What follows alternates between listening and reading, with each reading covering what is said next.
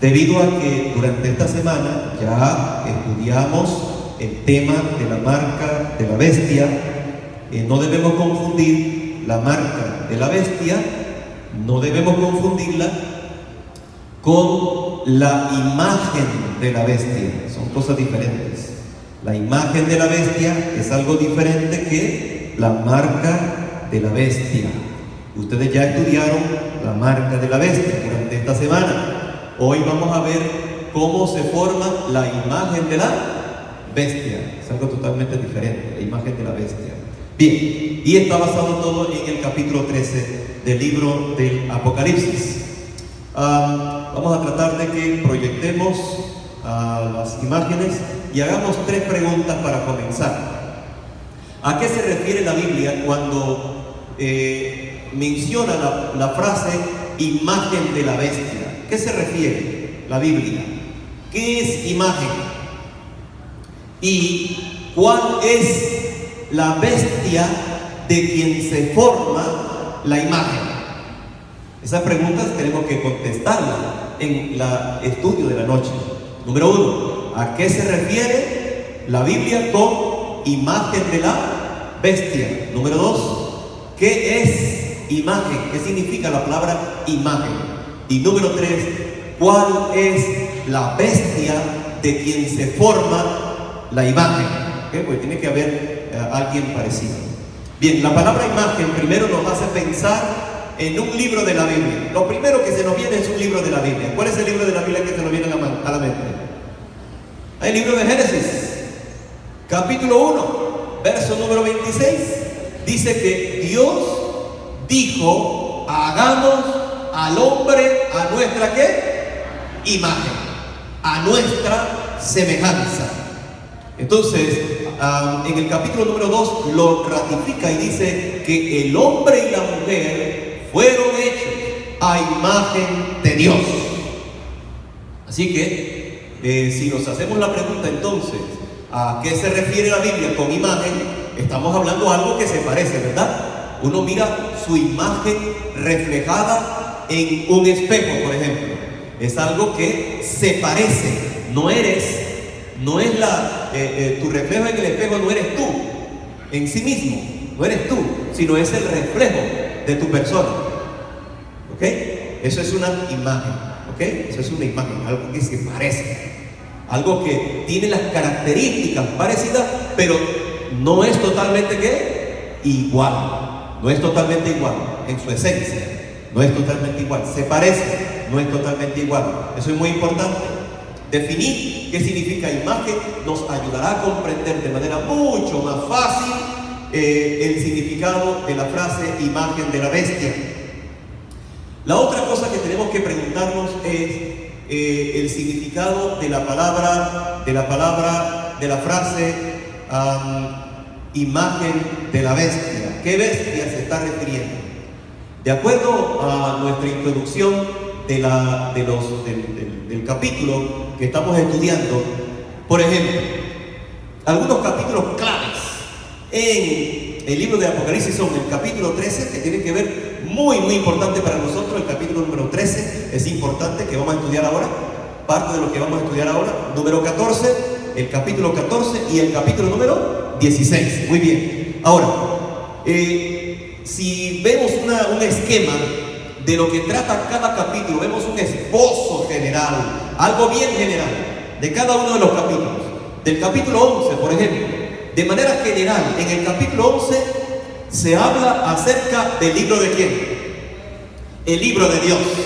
Se habla acerca del libro de Dios, el libro de registro de Dios y de lo que acontecerá en el futuro y de la palabra de Dios, ¿verdad? Muy bien. El capítulo 12 nos habla acerca del pueblo de Dios. El capítulo 11 nos habla del libro de Dios. El capítulo 12 nos habla del pueblo de Dios. El capítulo número 13 habla acerca nos presenta a Satanás y a sus secuaces que se oponen contra Dios y contra el pueblo de Dios, ¿ok? En el capítulo 13 podemos resumir todo el capítulo 13 así. Todo el capítulo 13 se puede resumir así, con esa frase que están ahí. Muy bien, retrocedamos otro poco, retrocedamos. Si vemos de manera panorámica, miren el capítulo número 12, ustedes lo tienen en su Biblia, capítulo 12. El capítulo 12 presenta la historia del gran conflicto entre Satanás y Dios. Digo así al revés, no entre Dios y Satanás, porque no fue Dios el que inició la pelea. La lucha la comenzó ¿quién? Satanás. ¿Ok? Así que es un conflicto entre Satanás y Dios. Y en esta enemistad sufren los seguidores, los que confían en Dios, los que han entregado su vida a Dios, o sea, el pueblo de Dios. Sufren la persecución, la consecuencia del conflicto entre Satanás y Dios, lo sufre el pueblo de Dios.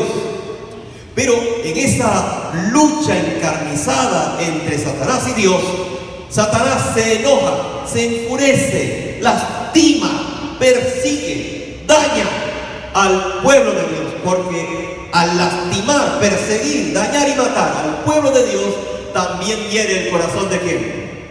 Hiere el corazón de Dios. Pero en el capítulo número 12 del libro de Apocalipsis vemos como una y otra vez los seguidores de Dios, los que confían en Dios, el pueblo de Dios, en esta lucha encarnizada, demuestran confianza total en la palabra y en las promesas de Dios. ¿Saben? El pueblo de Dios se mantiene fiel a Dios, se mantiene fiel a Dios, se mantiene del lado de la palabra de Dios, confiando en la palabra de Dios. Y Satanás se aira contra el pueblo de Dios una y otra vez. Lo puede ver, por ejemplo, en el verso número 14, verso 14. Pero a la mujer se le dieron 2 alas de águila para que volara a un lugar desierto donde es alimentada por tiempos y la mitad de un tiempo, para estar a salvo ¿de quién? De la serpiente. Para estar a salvo de la serpiente. Así que vemos allí que la serpiente persigue para dañar al pueblo de Dios, pero el pueblo de Dios resiste confiando en las promesas de Dios, en la palabra de Dios, y está dispuesto el pueblo de Dios a arriesgar, a dar su vida por ser fiel a Dios. Eso enoja a la serpiente, a Satanás, ¿verdad? La hace perseguir, pero el pueblo resiste, fundada y confiando en la palabra de Dios. ¿Ya? Eso es importante, hermanos. Cuando Satanás te persiga, cuando Satanás te hiera, cuando Satanás te arrebate lo que tú más quieres en esta tierra después de Dios, debes seguir confiando en la palabra de Dios y teniendo esperanza. No permitas que Satanás te arrebate. Tienes que resistir, tienes que aguantar, confiando en la palabra de Dios y en sus promesas. ¿Ok? Ahora, no dudes, Satanás se va a enojar mucho contigo y va a seguir presionando para que pierdas la confianza en Dios. Lo hizo a través de lo largo de la historia con el pueblo del Señor y lo seguirá haciendo hasta el final. Y al ver Satanás que el pueblo de Dios resiste confiando en la palabra y en las promesas de Dios, ahora lanza un contraataque furioso y poderoso. Ese contraataque se presenta en el capítulo número 13. ¿Ok? En el capítulo 13 se presenta el contraataque de Satanás contra el pueblo, porque no puede con los elementos que está usando doblegar al pueblo de Dios. Así es que ahora Satanás está parado a la orilla del mar, por decirlo así. Así lo describe Juan. Satanás está parado en la orilla del mar. Está como pensativo, está meditando. Así lo presenta. Miren ustedes, vamos a ver la siguiente diapositiva, por favor. Muy bien. Veamos ahí el bosquejo. Miren ustedes, del capítulo 13. Desde el verso 1 hasta el verso 10, la bestia, aparece una bestia que sale ¿de dónde? Del mar. Siguiente, la bestia que sube de la tierra, aparece en el verso 10 al 14. Y la tercera parte en que se divide el bosquejo del capítulo 13 es el ataque final de Satanás contra el remanente de ¿quién? El remanente de Dios. En otras palabras, Satanás está muy bravo, está muy enojado contra el pueblo de Dios porque resiste, porque aguanta, ya, aguanta, confiando en la palabra de Dios, teniendo esperanza. Mire usted, siguiente diapositiva. Bien, ahora, ¿qué hace Satanás? Satanás aparece contemplando el océano. Vean sus Biblias en el capítulo 13, versículo número 1. Veamos su Biblia, vean sus Biblias. ¿Y cómo comienza el versículo número 1? Y el dragón. A ver, dice, y el dragón se detuvo en la orilla del mar. Hay algunas versiones que no dicen eso, no dice, y el dragón, dice, yo. Dice yo. En otras palabras, parece como que Juan estuviese diciendo, yo estaba en la orilla del mar, viendo hacia el mar. Así dicen algunas versiones. Pero estas versiones fueron tomadas de textos, de copias de la Biblia tardías. Las copias más antiguas realmente usan la frase y el dragón. ¿Ok? No describen a Juan parado en el mar, sino al dragón. Al dragón es el que está parado en el mar, viendo, pensando, meditando, esperando que salga, que llegue su oportunidad para poder utilizar un poder terrenal para ir en contra del pueblo de Dios. ¿Ya? Satanás está esperando un secuaz, alguien que se deje utilizar por él, un poder terrenal que se deje usar por él para contraatacar al pueblo de Dios. Muy bien. Al contemplar el agua, se ve un extraño monstruo que sale de la tierra. Juan describe esto en visión. Sigamos. Tiene algunas características de león, de oso, de leopardo. Sigamos. Es un animal con 7 cabezas, 10 cuernos, 10 coronas en sus cuernos, y sobre sus cabezas un nombre, ¿qué cosa? Un nombre blasfemo. Bien, vamos a ver este asunto. Mire usted, en el capítulo 13, verso 13 dice, un gran dragón, ¿qué? Rojo. Se describe a un dragón rojo. ¿Quién es el dragón? Apocalipsis capítulo 12, verso 9 nos dice que es: arrojaron del cielo al gran dragón, que es la serpiente antigua, que se llama ¿qué? Diablo y Satanás. Así que ese dragón que está parado realmente frente al mar, ¿quién es? ¿Quién es, hermanos? Satanás. Satanás está esperando este poder que será utilizado por él para contraatacar al pueblo de Dios, para barrerlo de la faz de la tierra. Muy bien, eso es muy importante. Veamos la siguiente diapositiva. Veamos esto para que ustedes vean la similitud entre el dragón y Daniel capítulo número 7. Porque quiero decirles que aunque el dragón representa a Satanás, Satanás no se presenta de manera personal para atacar al pueblo de Dios. Él utiliza a quien se deje, ¿qué? Usar. ¿Ok? Bien. Así que esa bestia del capítulo 13, versículo 1 en adelante, nos recuerda el capítulo 7 del libro de Daniel. Sigamos. ¿Ya? Ahí, en Daniel 7, por ejemplo, el profeta Daniel vio 4 animales salir también del mar. Salir del mar. Sigamos. Otro más. Ahí. Ok. Vio un león que representaba ¿a quién? ¿A quién representaba? A Babilonia. Muy bien. El oso representaba ¿a quién? A los medos y persas. El leopardo representaba ¿a quién? A Grecia. Muy bien. Juan los menciona en orden inverso en el libro de Apocalipsis. Los menciona en orden inverso. En Daniel aparece primero el león, el oso, el leopardo, mientras que en Apocalipsis aparece en orden inverso. La bestia, la cuarta bestia, aparece primero, ¿ya? Aparece primero, y luego aparece el leopardo, y luego el oso y el león.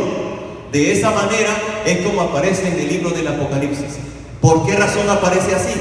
Porque ya todos los otros reinos que representaban esas bestias habían pasado, y en el momento estaba el cuarto poder reinando. Por eso aparece de manera inversa.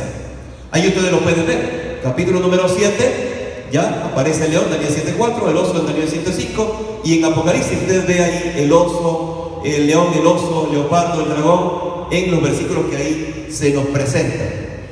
Hay una cita abajo del conflicto de los siglos, página 492, que dice: el testimonio del espíritu de profecía dice así: este símbolo, como lo han creído la mayoría de los protestantes, no es algo solamente de los adventistas, la mayoría de ¿qué? De los protestantes, representa ¿a quién? Al papado, el cual heredó el poder y la autoridad del antiguo imperio ¿qué? Muy bien. Entonces, en otras palabras, ese dragón que está esperando, ¿ya?, que surja un secuaz, alguien a quien utilizar, está por darle su poder, su autoridad, a un poder que sale del agua, a un poder que sale del agua, ¿ya? Muy bien, sigamos. Siguiente diapositiva, por favor. Bien, ahí ustedes ven algunas características de esa bestia. La bestia sube ¿de dónde? Del mar. Si ustedes miran Apocalipsis, en el capítulo número 7, las bestias salen del mar. En Apocalipsis 13, las bestias también salen del mar. En el capítulo número 7, la bestia tiene ¿cuántos cuernos? 10. En Apocalipsis 13, ¿cuántos cuernos tiene? 10. En el capítulo 7 de Daniel aparece un cuerno que se hace grande, poderoso. Muy bien. En el capítulo 13 se presenta como una bestia que también tiene autoridad sobre toda la tierra. Siguiente diapositiva. Estamos comparando el capítulo 7 con el capítulo 13 de Apocalipsis. Muy bien. Usted ve ahí el capítulo 7:25. El cuerno pequeño proferirá palabras ¿contra quién? Contra el Altísimo. Apocalipsis 13:5 dice: la bestia habla palabras arrogantes y blasfemas contra Dios. En Daniel 7:21, el cuerno hacía guerra contra los santos.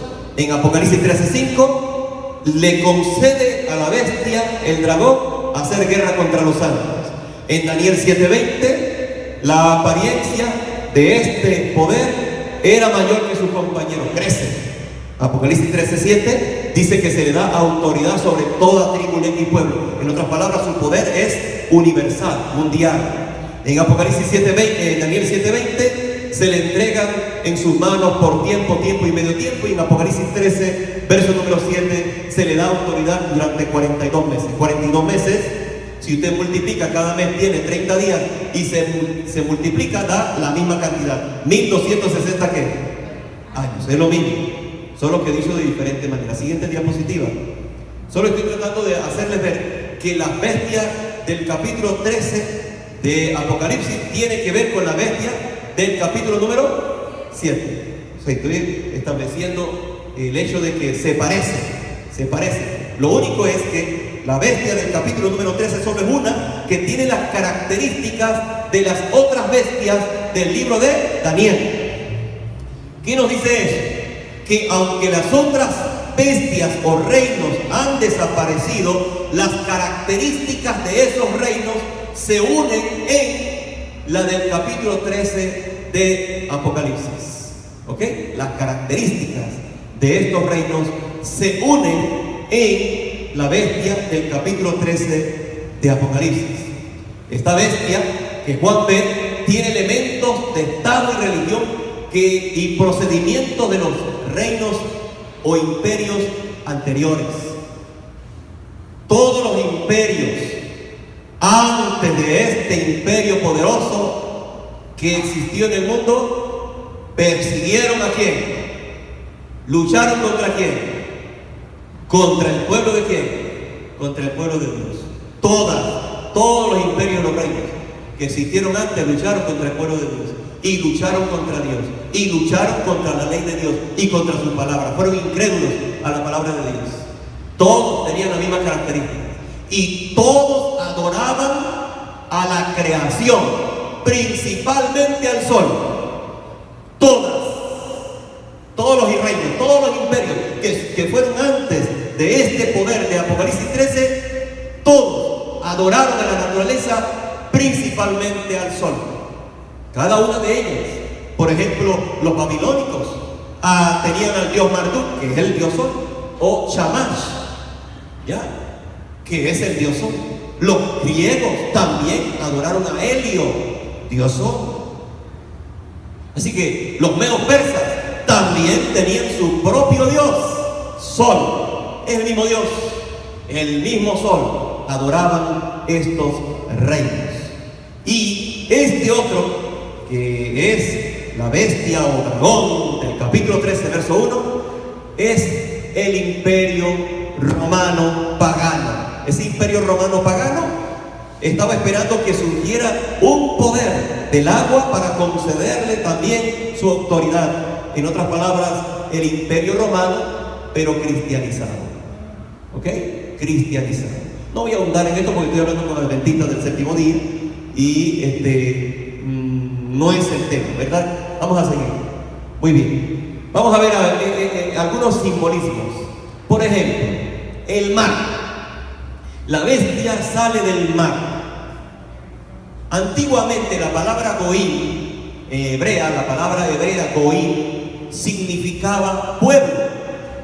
Por ejemplo, Dios se dirigía a su pueblo como mi Goim. Y cuando se dirigía también a pueblos no creyentes en Jehová, también se le llamaba a ellos Goim. Pero fue más o menos hasta el año 2000 antes de Cristo que la palabra Goim llegó a significar gentiles, no creyentes, gente que lucha contra Dios, contra su palabra, contra su ley y contra el pueblo de Dios. Así que la palabra Goim tomó un significado peyorativo, un significado negativo para los judíos. Así que la palabra Goim, o sea, pueblos gentiles no creyentes que pelean contra Dios, esta palabra Goim llegó a significar o a simbolizarse como agua. ¿Ya? La palabra Goim se simbolizaba con la palabra agua o mar. Bien, veamos esto. En Job, por ejemplo, capítulo 26, versículo número 12, se usa esto. Dice así el sabio Job: usa su poder, hablando de Dios, usa su poder y sabiduría, y con ellos vence a quién? Vence al mar. Pero ahí Dios Job no solamente está hablando del agua, sino que está hablando de los que son enemigos de quién? De enemigos de Dios y enemigos del pueblo de quién? Del pueblo de Dios. ¿Ya? Así que el mar es un símbolo de enemistad contra quién? Contra Dios. También se le conoce como el gran abismo, la oscuridad, el desorden. Todos los poderes que están en contra de Dios viven en el mar. En el Salmo 74, verso 13 dice: tú con tu poder dividiste el mar en dos. A los monstruos del mar le partiste, ¿qué cosa? La cabeza. Así que del agua, del mar, surgen los enemigos de Dios. Del mar salen los enemigos de Dios, los enemigos de la ley de Dios y los enemigos del pueblo de Dios. Los Goim. ¿Ok? Los Goim salen del mar. Así que esta bestia que sale del mar solo está haciendo eco en visión, está haciendo eco del Antiguo Testamento, del pensamiento judío del Antiguo Testamento. Entonces, si queremos entender el Apocalipsis, tenemos que entender cómo pensaban los judíos en el Antiguo Testamento. Los símbolos, los significados de las palabras. Muy bien, eso es importante. Así que vemos entonces que el mar representa la confusión, la oscuridad, el abismo y el lugar donde salen los enemigos de Dios, los enemigos de la ley de Dios y los enemigos del pueblo de Dios. Sigamos. Y solo Dios tiene el poder para vencerlos. Amén. El pueblo de Dios no puede vencer a los goín. El pueblo de Dios no puede vencer a los monstruos que salen del mar. Pero Dios sí tiene poder. Muy bien. Siguiente diapositiva. Apocalipsis 11:7 dice: cuando estos dos profetas hablan acerca del capítulo 11, miren, hayan terminado de anunciar mi verdadero mensaje, el monstruo que sube desde el abismo profundo peleará ¿contra quién? Contra ellos. ¿Nota? Está diciendo, este poder enemigo de Dios sale del mar y sale a luchar contra los dos testigos. Los dos testigos representan la palabra de quién? La palabra de Dios. ¿Ok? Sigamos. Muy bien. Apocalipsis 13, versículo número 4. Y adoraron al dragón que había dado la potestad a la bestia, y adoraron a la bestia diciendo: ¿quién es semejante a la bestia? ¿Quién podrá lidiar con él? Y le fue dado hacer guerra ¿contra quién? Contra los santos y vencerlos. Estamos hablando de vencerlos de manera física, ¿no? Los santos siempre se mantuvieron fieles a Dios a lo largo de las persecuciones y nunca se vencieron. Fueron fieles a Dios hasta el final. Siguiente diapositiva. Ok. Ahora, cuando el Imperio Romano cayó, se debilitó, se fragmentó, y de allí, de la fragmentación, el Imperio Romano se debilitó. Y esto es importante, ese vacío de poder, porque el Imperio Romano se fragmentó. La capital del Imperio Romano se fue a Bizancio o Constantinopla, hacia el oriente, y la antigua capital del Imperio Occidental quedó sin emperador, sin ejército. Y entonces ese vacío de poder lo llenó alguien. ¿Quién llenó ese vacío de poder? Bueno, en ese momento, de acuerdo a la historia, estaba surgiendo un poder que era religioso al principio, pero luego comenzó poco a poco a tomar prerrogativas civiles, políticas, y fue haciéndose cada vez más poderoso. La gente confiaba en ellos, defendieron la ciudad capital, y se conoció más tarde como un sistema llamado ¿cómo? Papá. ¿Ok? Así se llamó. El sistema se llamó ¿cómo? Papá. Y en el sistema se unía ¿qué cosa? El poder religioso con el poder ¿qué? Político. Pronto este poder se hizo cada vez más grande. Veamos la siguiente. Bueno, este poder se hizo cada vez más grande porque este poder llegó a usar el poder político, el poder de los reyes, para controlar al mundo entero. Su poder se extendió a toda la tierra, todos los seres humanos fueron influidos por ellos y aún continúa haciéndolo. Sigamos. Hasta que, de acuerdo a la profecía, se le dio un golpe de muerte. Sigamos, por favor. Sigue, Emanuel. Lástima que no tengo yo el control acá, ¿verdad? Muy bien. En el verso número 4, vamos a ver qué fue lo que hizo esta bestia del capítulo 13, verso 1 en adelante. ¿Qué fue lo que hizo? Necesitamos ver qué fue lo que hizo para entender esto de la imagen de la bestia. Vimos que la bestia en el capítulo 13, verso 1 hasta el verso número 11 fue agarrando poder poco a poco, aprovechando un vacío de poder. Unió la iglesia con él. Y bien, ¿qué más hizo? Vean lo que dice allí. Y adoraron ¿a quién? Al dragón. Y adoraron ¿a quién más? A la bestia. Entonces, aquí vemos que lo que se logró fue el tema de la adoración. Se adoró, diciendo: ¿quién es semejante a la bestia? ¿Quién podrá lidiar con él? En el verso 5 dice que usó blasfemias contra Dios. En el verso número 7 le dice: y le fue dado a hacer guerra ¿contra quiénes? Contra los santos. Ahí subrayado en negro dice: y le fue dado ¿qué cosa? Poder.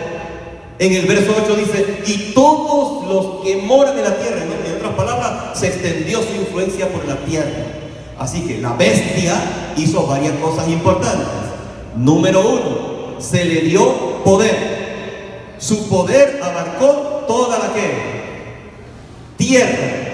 Logró que se le adorara a ella y se le adorara ¿a quién? Al dragón. Persiguió a los santos y los mató. Número 4, persecución. Así que estamos viendo acá que la bestia hizo cosas importantes aquí, que es necesario que las tengamos en mente. La bestia usó el poder religioso y el poder civil para perseguir a los que se le oponían. ¿Ok? Y con eso logró que se adorara a la bestia y que se adorara ¿a quién? Al dragón. ¿Estamos claros, hermanos? Eso fue lo que logró, ¿qué cosa? La bestia. Eso fue lo que logró la bestia. Muy bien. Y ustedes dirán, bueno, ¿cuándo va a decir, pastor, que esto es esto y esto otro? Bueno, yo tengo un libro que escribió un especialista, uno de los últimos especialistas en temas de Apocalipsis. Su tesis la escribió en Apocalipsis.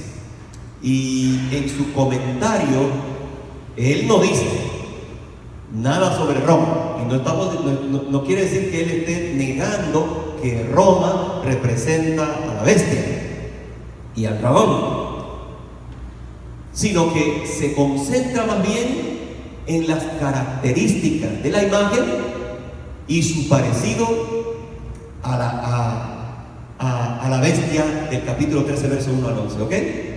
Y eso es lo que estoy tratando de hacer ahora, mostrarles la Biblia lo parecido. Ahora, miren qué otra cosa importante. En negrito, en el verso número 4, se dice, ¿quién es semejante a quién? ¿Quién es semejante a quién? A la bestia. Les pregunto, esa frase, ¿quién es semejante a? ¿Dónde la han escuchado antes?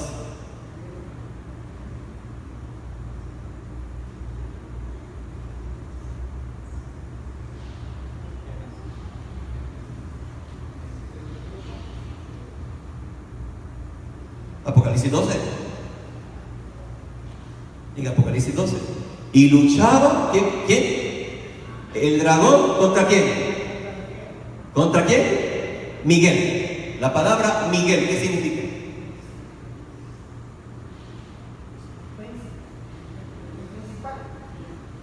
¿Sabes qué significa?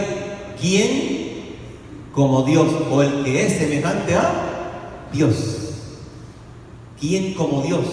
O el que es semejante a Dios. ¿Notan la frase?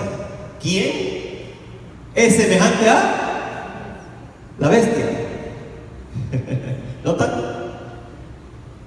En otras palabras, la bestia, cuando se proclama, dice, ¿quién es semejante a la bestia?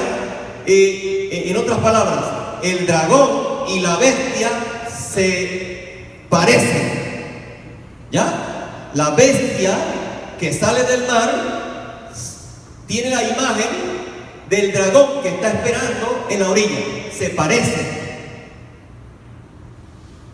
Entonces, tanto la bestia que sale del mar como el dragón que está esperando en la orilla tienen parecido en imagen, se parecen el uno al otro. Y al mismo tiempo no tienen parecido con quién, con Dios. Pero aquí lo que está haciendo estas dos bestias, tanto la que sale del mar como la que está en la orilla, es imitar ¿a quién? A Dios. Imitar a Dios, porque estamos hablando también de adoración. Es imitar a Dios. Más que imitar a Dios, quiere usurpar el lugar que le corresponde ¿a quién? A Dios. No es imitar, es usurpar. Si ustedes analizan todas las frases que hay ahí, por ejemplo, la palabra blasfemia, sigamos por favor, la palabra blasfemia tiene que ver también con eso, ¿verdad? Usurpar el lugar de Dios. Vamos a ver los parecidos entre la bestia del capítulo 13, verso 4 hasta el verso 8, con la imagen de la bestia que se encuentra en el verso 11 hasta el verso 16, cuando se forma la imagen de la bestia. Vamos a ver si se parece. Bien, vamos a ver. Primero, en el verso 11 dice, después vi otra bestia que subía de la tierra y tenía dos cuernos semejantes a ¿qué? ¿A un qué? ¿A un qué? Cordero. Bien, el cordero en la Biblia, ¿a quién simboliza? Jesús. A Jesús. A Jesús, simboliza a Jesús. En otras palabras, este poder que sale de la tierra, porque la tercera bestia de Apocalipsis 13 sale de la tierra. Sale de la tierra. También tiene su significado, ya lo vamos a ver más tarde. Sale de la tierra, pero tiene apariencia de ¿qué? Cordero. Tiene cuernos de cordero, o sea, se parece a Cristo. Se parece a Cristo. ¿Quiere tener la imagen de quién? De Cristo. Muy bien. Ahora, en el capítulo 13, versículo número 4, se usa lo mismo. ¿Quién es semejante a la misma fraseología que se usa para Cristo? En el versículo número 12 dice: hacen a la tierra y a sus moradores que adoren. Y en el versículo número 7 dice: y le fue dado a hacer guerra contra los santos. Perdón, eso está con el versículo número 8, ¿verdad? Y todos los que moran en la tierra de qué? Le adoraron. O sea, el verso número 12 está con el verso número 8. Y en el verso número 4, y esos dos versículos, el 12 y el 14, tienen que ver con el verso número 8. Ok, en el verso número 7, y le fue dado a hacer guerra contra los santos, tiene que ver con el verso número 15, y le fue dado ese espíritu a la imagen de la bestia para que la imagen de la bestia hable y hará que a los que adoran, a los que no adoran a la bestia, sean ¿qué? Muertos. Vemos persecución allí. Así que hay similitud entre la bestia que sale del agua y la bestia que sale de la tierra. ¿Lo están viendo, hermanos? Por eso yo les pregunto, la pregunta cuando yo inicié es imagen, porque estoy concentrado en imagen. Imagen. No necesita ser demasiado especialista en teología para entender estas cosas. O sea, en otras palabras, la bestia que sale de la tierra se parece a la bestia que sale del mar.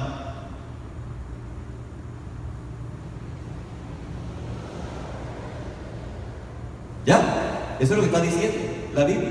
Tienen parecido, tienen la imagen. La tercera bestia, o sea, la que sale de la tierra, se parece a la imagen a la bestia que sale del mar. ¿Okay? Llega a ser parecida. Aquí hay algo interesante porque ustedes se pueden confundir. En este momento la bestia que sale de la tierra a veces se parece y a veces no se parece a la bestia que salió del mar. Apenas está agarrando forma. O sea, está pareciéndose. Muy bien, eso es muy importante que ustedes lo tomen en cuenta. Así que vamos a seguir. Sigamos, por favor, allá arriba. Sigamos. Vamos a ver que el tema blasfemia. Dice que blasfema. ¿Qué significa la palabra blasfemar? Un solo versículo para que nos lo veamos. Dice: y le respondieron los judíos diciendo: por la buena obra no te apedrearemos, sino por la ¿qué? ¿Y qué es blasfemia? Porque tú, siendo hombre, te haces ¿qué? Entonces, la bestia que sale del mar blasfema. La palabra blasfemar significa que toma el lugar de ¿quién? Eso es usurpación. Toma el lugar de Dios. ¿Ya? Hace las cosas que le corresponden ¿a quién? A Dios. ¿Qué cosas le corresponden a Dios? ¿Perdonar qué? Pecados. ¿Qué más? Establecer leyes universales. ¿Ok? También eso le corresponde ¿a quién? A Dios. ¿Sí o no, hermanos? Muy bien. Quiere decir entonces que la bestia que sale del agua está tratando de usurpar el lugar que le corresponde ¿a quién? A Dios. Número uno, perdonar ¿qué? Pecado. Y número 2, establecer leyes universales. Ahora, la segunda bestia, la que sale de la tierra, vamos a ver si se parece a la primera. Les pregunto, ¿la bestia que sale de la tierra quiere también tomar el lugar que le corresponde a Dios? ¿Sí o no? ¿Sí? ¿En qué aspecto? Haciendo leyes. ¿Qué tipo de leyes? Leyes que buscan ¿qué? Adoración. Muy bien, leyes que buscan adoración. Muy bien. ¿Y qué más? Leyes que se parecen a la ley de Dios, pero que no son iguales. Se parecen, pero no son iguales. ¿Ok? Nosotros los adventistas sabemos que tiene que ver con los 10 mandamientos. Y sobre todo con un mandamiento de los 10. ¿Cuál es? El sábado. Cuarto mandamiento. Muy bien. Ok. Sigamos. Siguiente diapositiva. En el verso número 3 se da un salto en la historia y se advierte que llegará el tiempo en que la iglesia establecida sufrirá una ¿qué? Una herida. La bestia que sale del mar sufre una herida mortal, aparentemente, siguiente, pero revivirá, siguiente, tomará otra vez fuerza. Sabemos que esa herida sucedió en un momento en la historia, 1798. Recibe la herida, pero no muere. Bueno, yo no quiero meterme en asuntos de historia, no ese es el propósito ahora. Sigamos.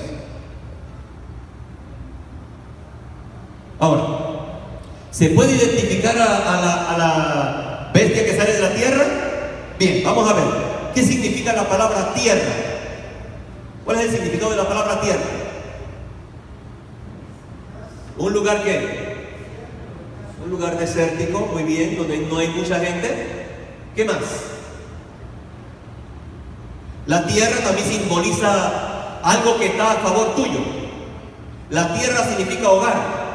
La tierra tiene también el simbolismo de protección. ¿Ok? Ese es el significado de la palabra de tierra, el simbolismo de la palabra tierra significa hogar, significa protección, significa un lugar poco habitado. ¿Ok? En lenguaje simbólico. Eso significa la palabra tierra. En otras palabras, este poder surge de la tierra, aparentando que es bueno, que está a favor nuestro, nos hace sentir cómodos, bien. Su filosofía de gobierno aparentemente es bueno para nosotros. O sea, este poder surge aparentando que tiene como propósito el bienestar. Pero la Biblia dice que aunque tiene cuernos como de cordero, se contradice hablando como ¿qué? Como Satanás. Sigamos. Sí que tenemos que pensar que hay un ambiente geográfico, histórico, filosófico y profético para poder discernir ese poder que sale de la tierra. Si la bestia que sale del mar sufrió una herida mortal en 1798, tenemos que buscar un país que alrededor de 1798, un poder terrenal que surgió en esa época. Y solamente hay un país que surgió alrededor de esa época, ¿verdad? Que tiene el poder y la influencia para influir sobre el mundo. ¿Qué país es? Estados Unidos. Sigamos. Muy bien. Ahora, ven ustedes, dice el verso número 12, ejerce todo el poder de la primera bestia en presencia de él. Y hace a la tierra y a la moradora de la tierra que hagan ¿qué? Que adoren a la primera bestia. Miren ustedes que la bestia que sale del mar no muere, está presente. La segunda ejerce el poder ante la presencia de la primera. La que sale de la tierra ejerce su poder en la tierra. Y poco a poco va formando la imagen de ¿qué? De la bestia que sale ¿dónde? Del mar. Les pregunté, ¿se parece el dragón a la bestia que sale del mar, ¿sí o no? ¿Se parece, sí o no? Se parece, vimos que sí se parecía. Y en el verso 11 hasta el verso número 16 dice que aparece un proceso de formación de la imagen de la bestia. ¿A qué bestia se está refiriendo? Le pregunto, ¿a qué bestia se está refiriendo? ¿Se está refiriendo al dragón o se está refiriendo a la bestia que sale del agua?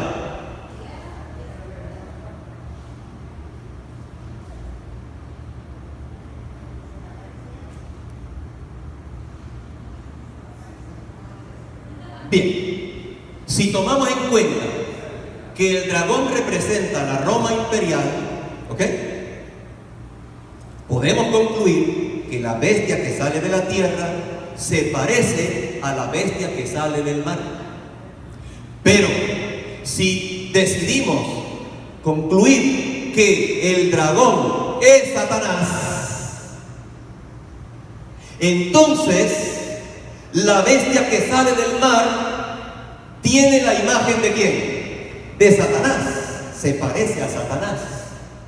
Y por lo tanto, la imagen, la bestia que sale del mar, se parece ¿a quién? A Satanás. Eso es lo que está detrás. ¿Ya? Lo que está detrás realmente es que estos poderes reflejan el carácter ¿de quién? De Satanás. Así que la imagen de la bestia es una representación realmente de la imagen de Satanás. ¿Y cuál es el carácter de Satanás? Satanás está luchando ¿contra quién? Contra Dios, luchando contra la ley de Dios y luchando también contra el pueblo de Dios. ¿Estamos claros? Eso es lo que hay detrás. Ahora, ¿qué métodos usa Satanás para poder formar esta imagen de él? Vamos a ver, siguiente diapositiva, rápido, vamos rapidito ahora. Les voy a mencionar algunas cosas que usará Satanás o que está usando Satanás para formar su imagen en este poder terrenal, ¿ok? Número 1, crisis económica. ¿Crisis qué, hermanos? ¿Crisis qué, hermanos? Crisis económica. El mundo está cayendo cada vez más profundo en una situación económica de impago. Los grandes países del mundo están cayendo en impago. En otras palabras, tienen más deudas que entradas. Y Satanás aprovechará esa situación económica donde el mundo se lanza desenfrenadamente a comprar, a gastar y no a invertir. Satanás va a aprovechar eso. Número 2, Satanás utilizará crisis naturales, desastres naturales, inundaciones, enfermedades, problemas naturales en la tierra, tifones, terremotos, inundaciones, todo tipo de problemas naturales para hacernos caer en una crisis terrible en la tierra. Número 3, crisis social. En otras palabras, habrá delincuencia, asesinatos, habrá situaciones de división, guerra entre países, crisis social. Número 4, Satanás también hará sobre la tierra que haya cada vez más crisis de justicia. Los jueces y abogados cada vez más se prestan a venderse por quien le dé más dinero y poder. Siguiente, también hará crisis moral. La crisis moral viene como consecuencia de luchar contra los mandamientos de Dios, contra la ley de Dios. Pensar que Jesús clavó en la cruz los mandamientos de Dios ha traído como consecuencia a la tierra que la gente menosprecie los mandamientos de Dios, ¿sí, hermanos? Y que ahora el diablo aprovechará eso. En la crisis social, la crisis económica, la crisis natural, todo eso lo aprovechará él, porque cuando el ser humano está en crisis, en un vacío, en una crisis, surge siempre un poder que se alía a Satanás. Yo me supe en historia, por ejemplo, usted estudia la historia de Baco o de dioses como Baal. Se estudió en las tierras mediterráneas, se descubrieron más de 300 esqueletos de bebés ofrecidos a este dios, achicharrados. ¿Por qué razón se hizo? Porque hubo una crisis. Hubo una crisis. Aquí en América, los aztecas y los mayas tuvieron una crisis natural. ¿Y qué hicieron? Mataron a un montón de niños. Los sacrificaron a sus dioses porque había una crisis. Hermanos, cuando hay crisis terribles en el planeta, lo primero que hace el ser humano es usar la fuerza contra las minorías. ¿Sí o no, hermanos? Siguiente crisis. También usará la crisis espiritual. El acercarnos cada vez menos a la palabra de Dios y escuchar más lo que la gente dice, sin cerciorarnos lo que dice la palabra de Dios, sin orar, sin depender de Dios. Esta crisis llevará al mundo también a caer en el engaño de Satanás. Y por último, la crisis de los milagros. Hoy sí, hermanos, sucederá un despertar espiritual falso sobre la tierra, porque como no hay Biblia, no hay vida espiritual en las personas, ese vacío es llenado con otra cosa, con algo falso. Y entre esa crisis de milagros o de espiritualidad vendrá lo siguiente. Con esto voy a terminar. Porque vendrán espíritus inmundos a la tierra, que son espíritus ¿de quién? De demonios. Sigamos. Y harán señales. Harán señales. ¿Qué tipo de señales? Mucha gente dice milagros, pero más que milagros. Aquí van a haber más que milagros, más que solamente sanar enfermos. Habrá algo mucho más terrible. Vamos a ver, ¿qué habrá? En los postreros tiempos, la gente escuchará doctrinas y enseñanzas ¿de quién? De espíritus, de demonios. ¿Cómo se presentarán estos demonios? Satanás puede evocar ante los hombres la apariencia de sus amigos fallecidos. La imitación es perfecta. Los rasgos de familia, las palabras, el tono son reproducidos con exactitud. Muchos tendrán que vérselas con espíritus de demonios que personificarán a sus parientes. Tíos, abuelos, mamás, creyentes en Dios que murieron, aparentemente volverán. Imagínense ustedes, estamos en el templo aquí adorando el sábado y de repente aparece la tía, la abuela, el hermano, la hermana de alguien diciendo que viene del cielo. Yo no sé, pero la mayoría de ustedes creen que los fantasmas, porque lo han visto en televisión, están predispuestos con el asunto de los fantasmas. La mayoría de ustedes dice fantasma, usted lo primero que piensa con un fantasma es que usted le puede pasar la mano. O sea, y traspasa, ¿verdad? ¿Sí o no? Y el fantasma lo pasa a usted encima. Pero esto no es lo que está hablando él. No son fantasmas. Miren la siguiente diapositiva. ¿Miren lo que dice ahí? Satanás es un enemigo astuto y para los ángeles malignos no es difícil hacerse pasar por los santos y pecadores muertos y lograr que su ¿qué? ¿Lograr que su qué? ¿Qué significa eso de encarnación? Materializarse, es tocar. Entonces imagínese usted, mira a su tía, usted mira las facciones de su tía y usted dice, no, debe ser un fantasma, y luego se acerca a la tía y la toca y dice, no solamente la puedo ver, sino que la puedo ¿qué? Tocar. El sentido de la vista, el sentido del tacto, y ahora habla igual que su tía.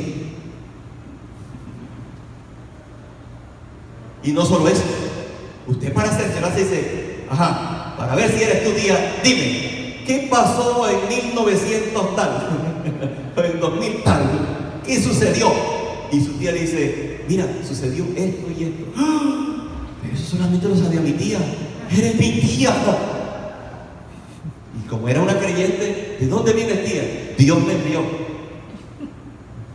a decir que eso de guardar el sábado ya no tiene que hacerse. Y no solo familiares, amigos, creyentes nos aparecerán. Miren lo que dice la siguiente diapositiva. Esos espíritus mentirosos representan ¿a quiénes? ¿A quiénes, hermanos? A los apóstoles. Bueno, yo me imagino que no va a ser cualquier apóstol. Tiene que ser uno que escribió, porque miren lo que dice ahí. Lo que dicen, contradiciendo lo que ¿qué? Los que escribieron. Bueno, ¿y cuáles son los apóstoles que escribieron? Pablo, Pedro, Juan.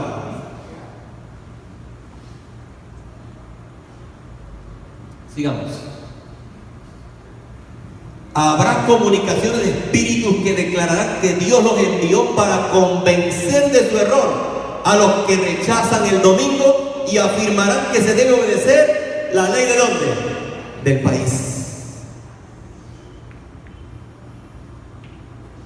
O sea, en otras palabras, ocurrirán todas las crisis que le acabo de mencionar, pero el espiritismo será usado con inmenso poder en los últimos días.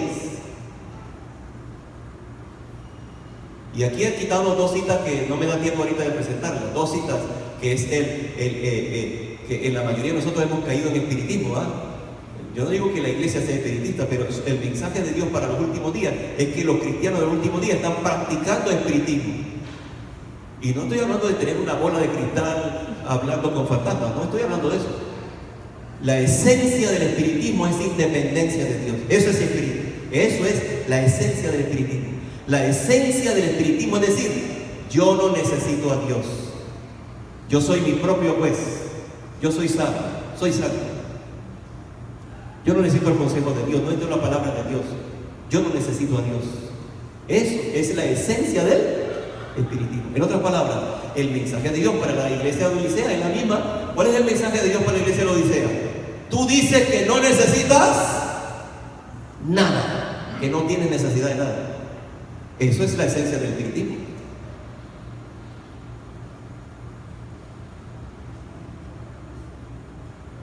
Entonces la iglesia de los últimos días es una iglesia espiritista.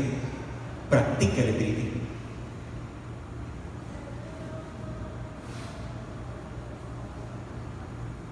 Entonces Dios, Satanás está aprovechando todo eso, lo va a aprovechar. La falta de estudio de la Biblia, de la investigación de las Escrituras, nos ponen a merced de los engaños de Satanás. ¿Cómo enfrentar la formación de la imagen de la bestia? Dice así, es el engaño más exitoso y fascinante de Satanás, calculado para captar la simpatía de aquellos que han dejado a sus santos en la tumba. Y leo la última línea. Y para muchos su palabra tiene mayor peso que la palabra de quién. Creen en los sentidos, en su experiencia, que en la palabra de Dios. Siguiente diapositiva, con esa termino. Los santos deben obtener una comprensión cabal de la verdad presente y que deberán sostener por las Escrituras. Necesitan comprender lo referente a la condición de los muertos, porque aún les aparecerán espíritus de demonios que serán por sus seres queridos y parientes, y les enseñarán que el día de reposo ha sido cambiado y las doctrinas ajenas a la Biblia. La única manera en que nos podremos defender y estar seguros en los últimos días es afianzándonos a la palabra de Dios, conociendo las creencias, las doctrinas basadas en la Biblia. Es lo único que nos puede proteger, porque los engaños serán tan poderosos que van a atacar nuestras más profundas necesidades, nuestros sentimientos, nuestros sentidos. Eso, allí atacará Satanás, hacia nuestras necesidades. Son las mismas tentaciones que Dios le hizo a Jesús y a Adán en el jardín del Edén. Necesidades físicas, necesidades emocionales, necesidades espirituales. Eso es lo que toca a Satanás. Nuestras necesidades que no han sido satisfechas al buscar a Dios. Este es un mundo necesitado, pero necesitado de Dios y de su palabra, porque no solamente de pan vivirá el hombre, sino de toda palabra que sale de la boca de Dios.